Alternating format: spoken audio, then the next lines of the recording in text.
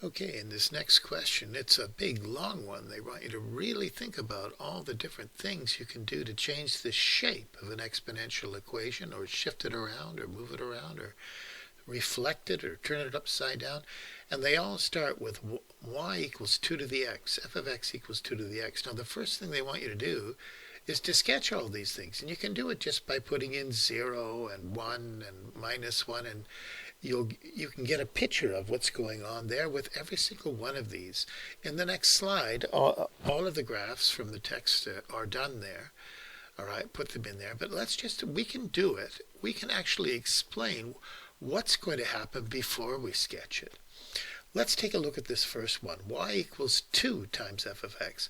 What happens when you put a 2 in front of, say, something like x squared? Well, what happens is it makes it steeper. It makes it go up even a little bit faster. If we put a 2 in front, it doubles the numbers. So the first one, instead of a y-intercept of 0 and 1, it'll be a y-intercept of 0 and 2. So it'll be almost the same shape going through the y-axis at 0 and 2 instead of 0 and 1, but it will be steeper. So that's what it'll be. What about this one?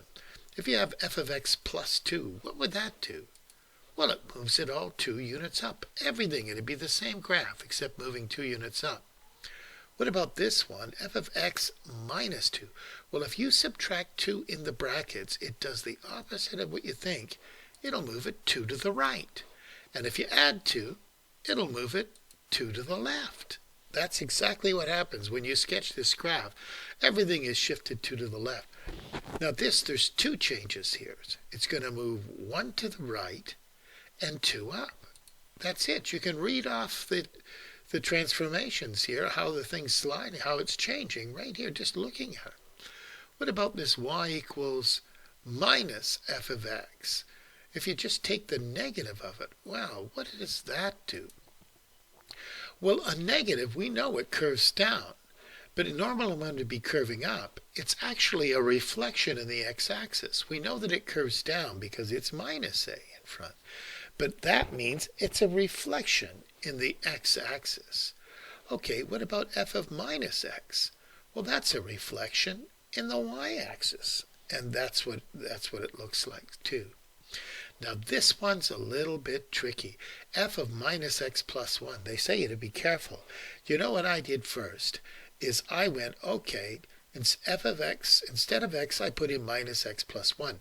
But isn't that the same as 2 to the 1 times 2 to the minus x? It is. And what's 2 to the minus 1? It's really a half. Now I know exactly what happens here. This 1/2 kind of that's taking off to the left. It's a reflection in the y-axis. And I know it takes off to the left instead of taking off to the right. But the y-intercept is 0 and 2. It's going to become steeper, just like this one up here with the y-intercept. If I put 0 in there, I get 1, and 2 times 1. You can look at the graphs in the next page, and that should help you with these stories should fit the pictures that you see when you try and sketch all these graphs. Okay?